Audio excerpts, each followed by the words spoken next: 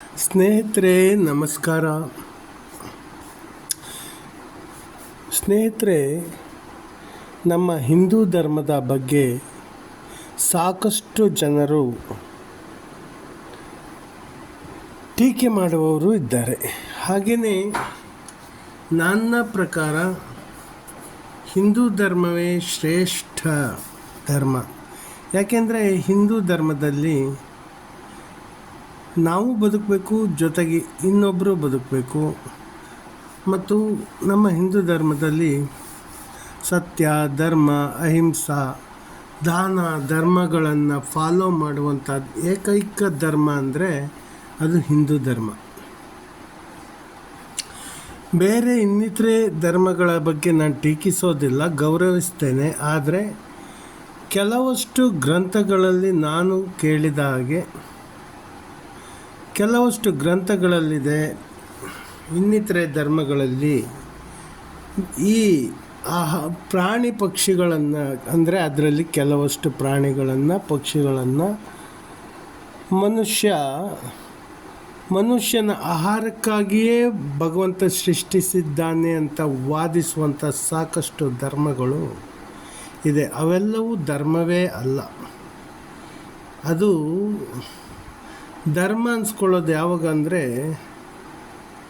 ವಿಶ್ವ ಜೀವ ಸಂಕುಲ ಧರ್ಮ ಅಂತ ಹಾಗೆ ಇರೋದು ಅಂದರೆ ಅದು ನಮ್ಮ ಹಿಂದೂ ಧರ್ಮ ಮಾತ್ರ. ಹಾಗಾಗಿ ಭಗವಂತನ ಸೃಷ್ಟಿಯಲ್ಲಿ ಹಿಂದೂ ಧರ್ಮವೇ ಶ್ರೇಷ್ಠ. ಹಾಗೆ ಇನ್ನು ಕೆಲವರು ಹೇಳ್ತಾರೆ, ನಮ್ಮ ಹಿಂದೂ ಧರ್ಮದಲ್ಲಿ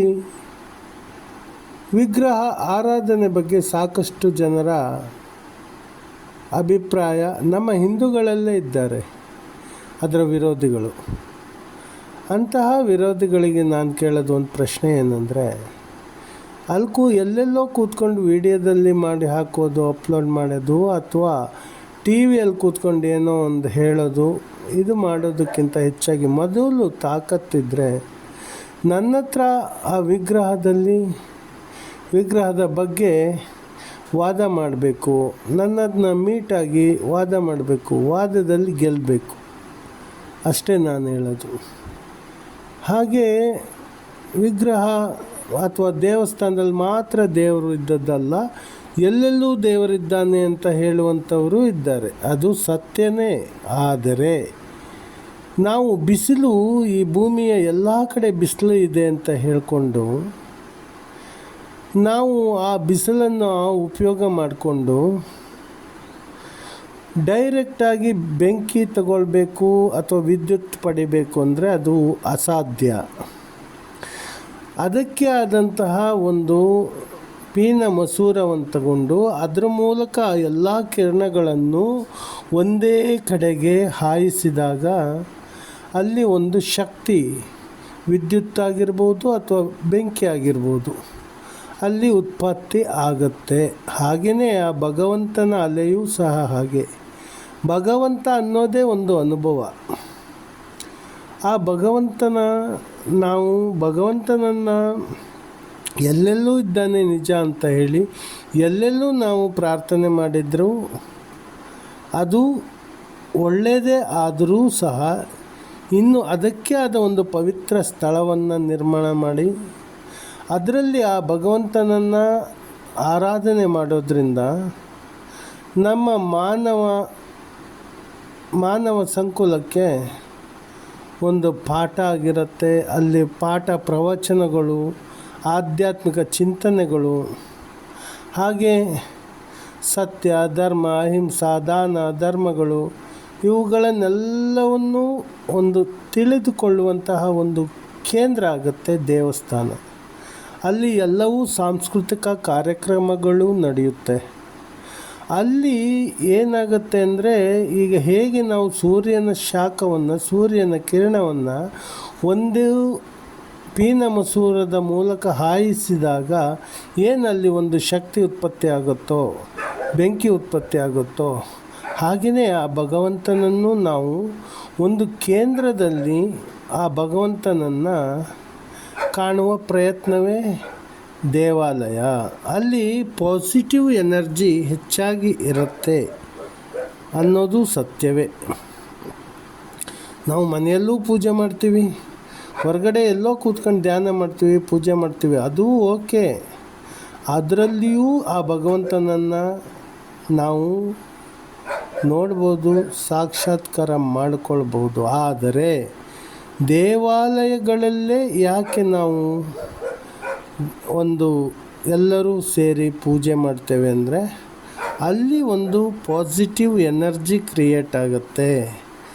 ಎಲ್ಲರೂ ಒಂದೆಡೆ ಸೇರಿದಾಗ ಅಲ್ಲಿರುವಂತಹ ಒಂದು ಪಾಸಿಟಿವ್ ಎನರ್ಜಿಗೂ, ಅಥವಾ ಎಲ್ಲೋ ಒಬ್ಬರೇ ಕೂತ್ಕೊಂಡು ಎಲ್ಲೋ ಒಂದು ಪೂಜೆನೋ ಧ್ಯಾನನೋ ಮಾಡಿದಾಗ ಅದರಲ್ಲಿರುವಂಥದ್ದು ಒಂದು ಎನರ್ಜಿಗೂ ಸಾಕಷ್ಟು ವ್ಯತ್ಯಾಸಗಳು ಇರುತ್ತೆ.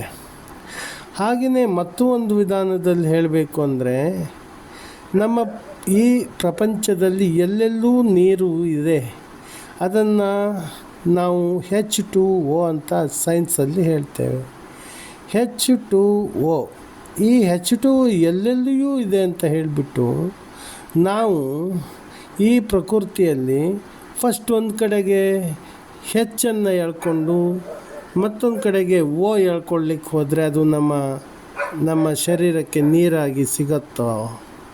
ಅದು ನಮಗೆ ಸಮಾಧಾನ ತಂದು ಕೊಡತ್ತಾ? ಇಲ್ಲ. ಹಾಗೆಯೇ H2O ಅನ್ನೋದು ಎಲ್ಲೆಲ್ಲಿಯೂ ಇದ್ದರೂ ಸಹ ನಾವು ಒಂದು ಗ್ಲಾಸ್ನಲ್ಲಿ H2O ಹಾಕಿ ಅದನ್ನು ನೀರು ಅಂತ ನಾವು ಏನು ಕನ್ನಡದಲ್ಲಿ ಕರ್ಕೊಳ್ತೀವಲ್ಲ, ಆ ರೀತಿಯಲ್ಲಿ ನಾವು ನೀರನ್ನು ಲೋಟದಲ್ಲಿ ಹಾಕಿ ಕುಡಿದಾಗ ಅದು ಶರೀರಕ್ಕೆ ಸರಿಯಾಗಿ ನಮ್ಮ ದೇಹಕ್ಕೆ ಎನರ್ಜಿ ಕೊಡುತ್ತೆ. ಹಾಗೆಯೇ ನೀರು ಎಲ್ಲೆಲ್ಲೋ ಇದೆ ಅಂತ ಹೇಳಿ ಪ್ರಪಂಚದಲ್ಲಿ ಎಲ್ಲ ಕಡೆ ಇದೆ. ಗಾಳಿ ಏನು ಇಲ್ಲಿ ಗಾಳಿ ಇದೆಯಲ್ಲ, ಇಲ್ಲಿಯೂ H2O ಪ್ರಕೃತಿಯಲ್ಲಿರುತ್ತೆ. ಹಾಗಂತೇಳಿ ಹೆಚ್ಚನ್ನು ಒಂದು ಸಾರಿ ಹೇಳ್ಕೊಂಡು ಓನ ಮತ್ತೊಂದು ಸಾರಿ ಹೇಳ್ಕೊಂಡ್ರೆ ಅದು ನಮ್ಮ ಶರೀರಕ್ಕೆ ಸಮಾಧಾನ ತರೋದಿಲ್ಲ. ಹಾಗೆಯೇ ಆ ಭಗವಂತನನ್ನು ನಾವು ಒಂದು ಕೇಂದ್ರವಾಗಿ ಅದನ್ನು ದೇವಾಲಯ ಅಂತ ಮಾಡಿಕೊಂಡು ಅದರಲ್ಲಿ ಆ ಭಗವಂತನನ್ನು ಆರಾಧನೆ ಮಾಡೋದ್ರಿಂದ, ಆ ಒಂದು ವಿಗ್ರಹದಲ್ಲಿ ಅವನನ್ನು ಆವಾಹನೆ ಮಾಡಿ ಅದರ ಮೂಲಕ ಪೂಜೆ ಮಾಡೋದ್ರಿಂದಲೂ ಅದು ಯಾವ ತಪ್ಪು ಇಲ್ಲ. ಅದರಿಂದಲೂ ಅಂದರೆ ಜಗತ್ತಲ್ಲಿ ವಿಧವಾದ ಒಂದು ಮನುಷ್ಯನ ಮನಸ್ಸು ವಿವಿಧವಾಗಿರುತ್ತೆ. ಹಾಗೆಯೇ ಯಾವುದೇ ಮಾರ್ಗದಲ್ಲಿ ಅವನು ಆ ಭಗವಂತನನ್ನು ಹುಡುಕಲಿಕ್ಕೆ ಪ್ರಯತ್ನ ಪಟ್ಟಾಗ ಅದು which will be reach to one goal. ಆ ಒಂದು ಪ್ರಯತ್ನ, ಭಗವಂತನನ್ನು ನೋಡುವ ಪ್ರಯತ್ನವನ್ನು ಮಾಡುವ ಪ್ರತಿಯೊಬ್ಬ ವ್ಯಕ್ತಿಗೂ ಪ್ರತಿಯೊಂದು ಧರ್ಮದಲ್ಲಿಯೂ ವಿಧವಾದಂತಹ ಮಾರ್ಗಗಳು ಇರಬಹುದು. ಅವುಗಳೆಲ್ಲವೂ ಒಂದೇ ಕೇಂದ್ರಕ್ಕೆ ತಲುಪತ್ತೆ. ಹೇಗೆ ನದಿಗಳು ಎಲ್ಲೆಲ್ಲೋ ಯಾವ್ಯಾವುದೋ ರೀತಿಯಲ್ಲಿ ಹರ್ಕೊಂಡು ಹೋದರೂ ಸಹ ಒಂದು ಸಮುದ್ರವನ್ನು ಸೇರತ್ತೋ, ಹಾಗೆ ಭಗವಂತನೂ ಸಹ ಯಾವುದೋ ವಿಧದಲ್ಲಿ ಪ್ರಯತ್ನ ಪಟ್ಟರೂ ಆ ಭಗವಂತನಿಗೆ ಸೇರುತ್ತೆ. ಹಾಗಾಗಿ ಹಿಂದೂ ಧರ್ಮದಲ್ಲಿ ಇರುವುದೆಲ್ಲವೂ ಸತ್ಯವೇ.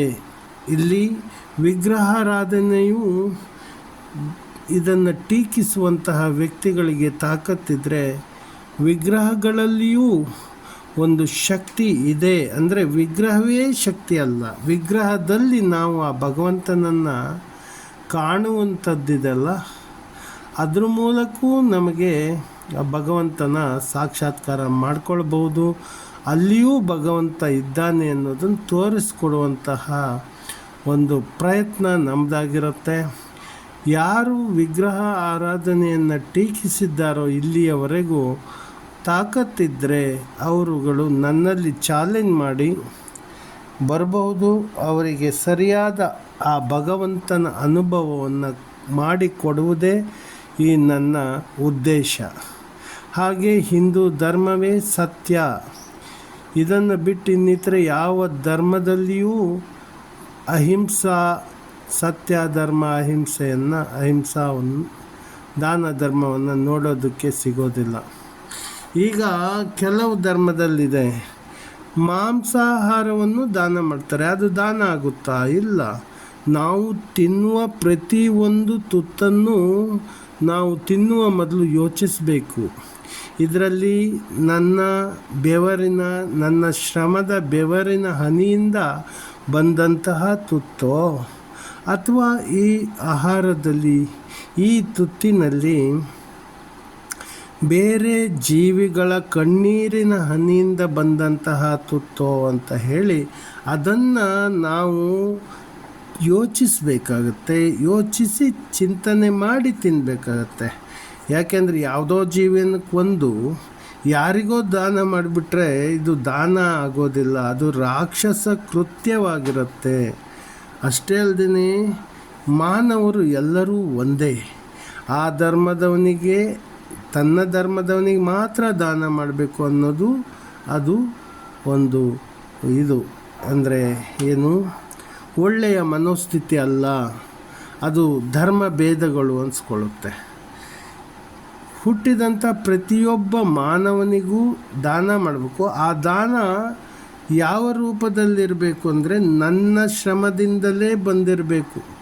ಅಂಥದ್ದನ್ನು ದಾನ ಮಾಡಿದರೆ ಮಾತ್ರ ಅದು ದಾನ ಆಗುತ್ತೆ.